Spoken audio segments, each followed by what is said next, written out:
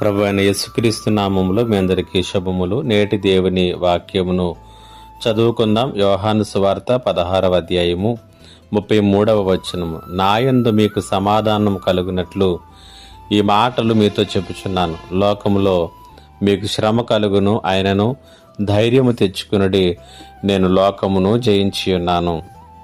పరిశుద్ధ గ్రంథంలో దేవుడు ఎక్కడా కూడా ఏ విశ్వాసికి కూడా, లేకపోతే ఆయన దగ్గరకు వచ్చినటువంటి ఏ వ్యక్తికి కూడా కష్టాలు, శ్రమలు, ఇబ్బందులు లేనటువంటి జీవితాన్ని ఎక్కడా కూడా బైబిల్ గ్రంథం వాగ్దానం చేయలేదు. అయితే కష్టాల మధ్యలో శాంతి సమాధానములతో ముందుకు వెళ్ళేటటువంటి జీవితాన్ని మాత్రము ఆయన నిశ్చయముగా మనకు వాగ్దానం చేసి ఉన్నాడు.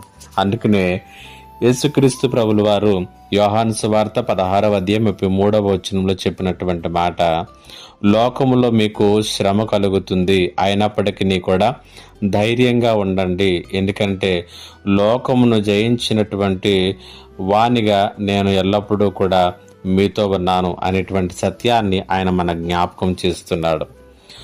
ఆయనను అనుసరించినటువంటి శిష్యులు అనేక సందర్భాల్లో హింసను ఎదుర్కొన్నప్పటికీ కూడా వారెక్కడా కూడా కృంగిపోలేదు, నీరసించిపోలేదు, దుఃఖించలేదు, కన్నీరు కార్చలేదు.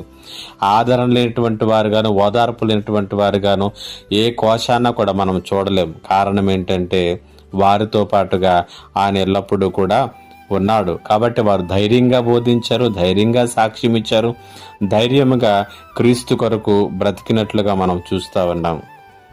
తుఫాను సమయంలో దీపస్తంభం చాలా స్థిరంగా నిలబడి వాడలను సురక్షితంగా నడిపిస్తుంది. సముద్రపు ఒడినటువంటి ఒక దీపస్తంభం ఏ రీతిగానైతే తుఫానుల సమయంలో అది స్థిరంగా ఉంటుంది, అనేకమైనటువంటి వాడలను అది సురక్షితమైనటువంటి క్షేమకరమైనటువంటి ప్రాంతానికి నడిపిస్తుంది.